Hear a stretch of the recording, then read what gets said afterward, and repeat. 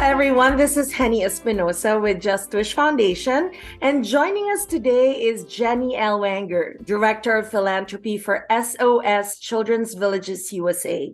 Now, for over 70 years, SOS Children's Villages has become the world's largest non-governmental organization dedicated to the care of orphaned and abandoned children. Thanks for joining us on Just Wish, Jenny. Thank you so much for having me. Jenny, so the first SOS Children's Village, it was founded in 1949 in Austria, right? Tell us how it all came about.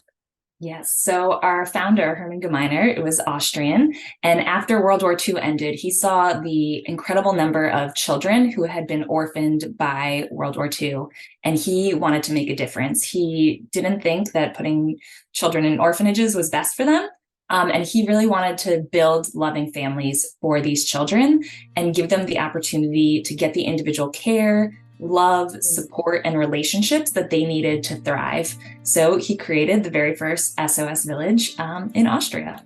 Wow. And so more than 7 decades later, tell us how the organization has grown, how it has spread its wings, helping so many children from so many parts of the world, right? Yes, so we are currently in 138 countries and territories around the world. So initially we spread throughout Europe and then moved to Latin America, Asia, Africa, helping children across the globe. And the initial model was very similar to what Mr. Gemeiner started in terms of building loving homes, creating these loving families for children, particularly children without parental care or who are at risk of losing it. And making sure that they had like a loving caregiver to take care of them, the resources, the education, everything a child really needs. He had this vision of creating holistic care. So initially, our programs focused on that and providing care for these orphaned and abandoned children around the world. Since then, we've spread our work to encompass a few different focus areas so that child protection is number one. We still do that everywhere we operate, making sure that children have loving families. We've also now taken on some more prevention work. So working with families, especially parents, caregivers who are at risk of losing their children, and helping empower them to be the best parents they can be and to be able to keep the children in their care. Because we believe that, whenever it's safe, children should be with their biological families. It's really important to have that bond and relationship. So whether that's parenting classes, economic empowerment, other job trainings or opportunities, whatever it is that is the root cause of that parent being in that vulnerable situation, we work with them to address that. And once again, on an individualized, every family is different, everybody's situation is different, so helping them. And then the other focus area that we now also do is advocacy work. So advocating for changing policies and practices for children without parental care or at risk of losing it around the world. And that happens on the local, national, and international level. So really making sure that these, children without a parent don't have somebody to advocate for their needs. They don't have somebody to speak up for them. So we want to make sure that the laws of different countries and even international law protects children and puts their right and their safety first. Wow. So everything is really, as you said, it's a unique case per family, per child, per culture, per country, right? So there has to be really grassroots effort for all that you do, right, Jenny? Like per country, there has to be. You guys have to be rooted in that country to really know the threats, the situation. So speaking about threats to children, in today's times, what do you think are they? And how has your organization, we talked about the help that you've given, but let's dig deeper and kind of talk about the immediate and the long-term help, not just to these kids, but as you mentioned, to the families as well, as you empower them to take care of their own children. Yeah, absolutely. Unfortunately, there are so many threats that children face around the world: violence, abuse, neglect, poverty, natural disasters, conflict, that could go on and on. And children, like I said, that don't have this parental care are at the highest risk because they don't have somebody to take care of them. They don't have somebody to protect them. And all children have the right to care and protection, especially in these really hard situations. I think something you actually just touched on with that deep rooted local presence is something that's really core to our work and really important. I mentioned we're in 138 countries and territories. 99.5% of our employees are local to the community in which they work. So they understand those cultural contexts and the threats that exist within that community, and understand what will work best for helping families and children in those communities. So it's something that I absolutely love about our SOS Children's Villages. That deep-rooted local presence also means that we're often there before a crisis happens. And when a crisis ends or is resolved, we're still there helping children and families. So if you look at something like the situation in Ukraine, we were operating programs there before the war.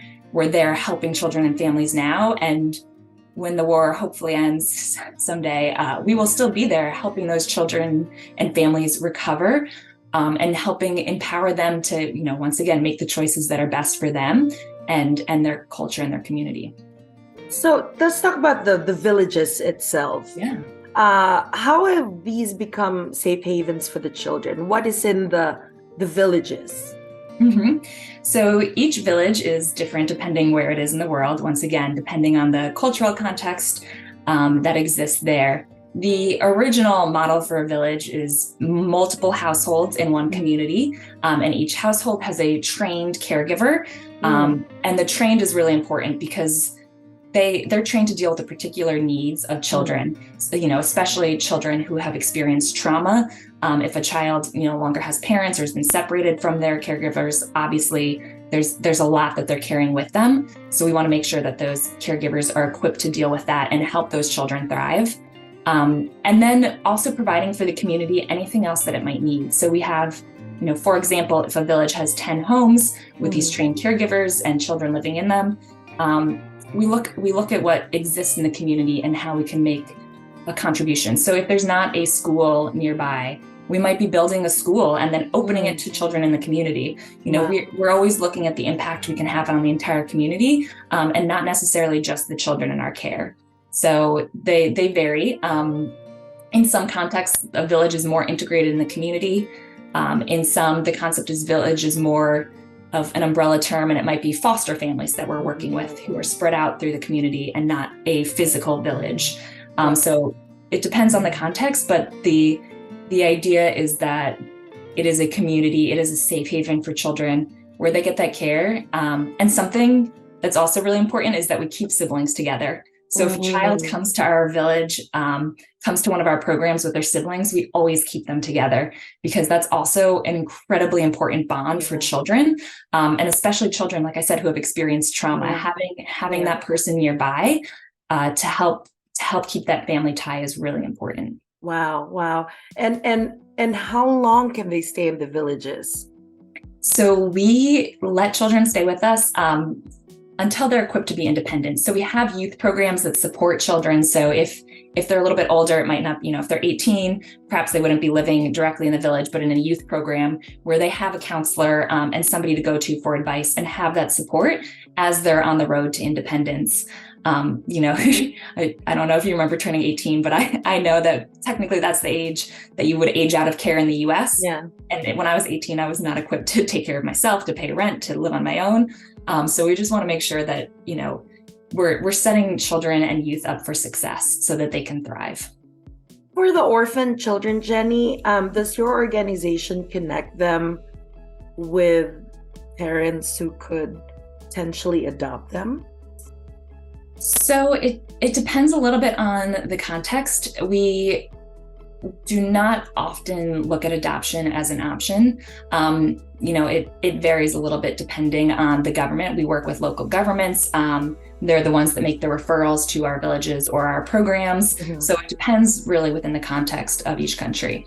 Got it. And as you said, you always believe that the biological parents are the best, parents to really take care of their children if they're equipped with all the tools they need for good parenting, right? Okay. Yeah. Let's talk about the villages in the US. Now, what kind of programs and services are available to children here? Yes, so in the US, we have programs both in Florida and Illinois, and those operate within the foster care system. So, once again, getting referrals from the government. One of our biggest focuses in the US is keeping siblings together. So, often those programs get referrals of large sibling groups, which in traditional foster care, it's very hard to get a placement where a group of 6 siblings can stay together. So, putting them in the SOS program, having them work with our SOS teams to get that holistic care, to help hopefully reunify them with their parents. A lot of children who enter foster care in the US have living parents that are just unable to take care of them for certain reasons. So how can we offer preventative care? How can we help with those parenting skills, any other areas that we can support that family, so that way hopefully the children can be reunited with their biological parents. We also have an amazing program in Florida called Next Steps, where we, to your point, support youth as they age out of care, helping them with things like rent support, resume reviews, how do you apply to a job, and making sure that they have those things that perhaps your biological parents or somebody in your life helps you with. But if you're in the foster care system, you might not have access to those services, or there's not necessarily somebody there to help you with that. So depending on each youth and what their specific needs are, helping them as they age out of care, to make sure that they have the skills they need. Wow, this is really amazing, because it's really, you know, making sure they're okay after they leave the villages, which is, you know, awesome. So your organization believes in working together to extend your reach. How are you working with governments, with communities, other stakeholders to really provide effective support for the children and their families? So we always work with local and national governments to implement our programs. Like I mentioned earlier, you know, children are referred to us by local governments. You know, local governments know what's best and know the rules and protocols. And so we work with them to protect children and prevent them from losing care whenever possible. We also work with governments and partners to develop trainings and resources for the wider public. How can we continue to both that prevention work and advocacy work to, you know, prevent these problems in the future? In an ideal world, we would put ourselves out of business, so to speak, and that every parent would be equipped and ready to take care of their child, and that they would have the resources they need. Every child could grow up with their biological family, even if it's not their parent. Maybe it's a grandparent or an aunt or uncle. So just really making sure that we work with partners to be efficient, and also for areas where we're not as strong. You know, we know our strengths, and there might be community organizations that could really help us carry out that work. So making sure that we partner in ways that help us succeed, and also partnering with children and youth and young people in our care. We are key voices. They know what's best for them. They might need help, they might need advice, but making sure that we have children's voices in our work and in our advocacy efforts. They're the ones that have been through these situations. They know what the struggles are. So how can we take their really key critical input into our programs to make us better? Wow. You're right. You're right. For you personally, Jenny, what makes this job so fulfilling? Gosh, there's so many things. I've been with SOS Children's Villages for 7 years. I love the organization so deeply, and really hearing how our donors, how our team, how our stakeholders help children and program participants really thrive. Getting to meet individuals who have participated in SOS programs, grow and have these really rich, fulfilling lives when they thought that it might not be possible. And seeing the relationships that they formed. You know, I work with an individual, and she had grown up in an SOS village, and 40 years later still considers her caregiver from SOS her mother, and celebrates her birthday with her every year. So there are just these really, it's a lifetime and it's a family, and I love being a part of that. Wow. And it's for us that you know, that know about that try to learn about what you do. It's just, I can just imagine the scope, the reach of your help all over the world, and you know, the lasting help. I think it's so amazing that it's not just immediate, which is absolutely necessary, but the lasting help, protecting today's future, making sure that they not only survive, but they thrive as individuals and as families too. And you're right. It's, sometimes things happen that a family gets torn apart, or children get separated from their parents, but that unit is so important.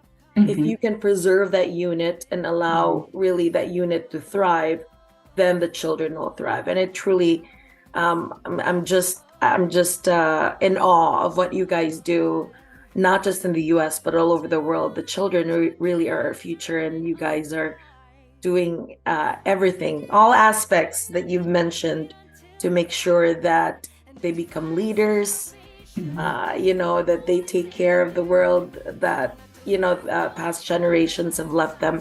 And we salute you guys at Just Wish Foundation. Our founder, Mr. Jack, who has always, put priority in children. And when we heard about your organization, we said we just have to help. So thank you so much for all that you do, Jenny, for all that SOS Children's Villages have done all over the world. And we support you guys, and more power to you. And here's more to seven decades more, right? Yes. Yes. Thank you so much. And we're so grateful for the support of the Just Wish Foundation, and your partnership and your interest in care for children. They're our future, and we really appreciate it. Of course. Thanks so much, Jenny. More power to you and to SOS Children's Villages. Thank you. And if to find salvation is the only thing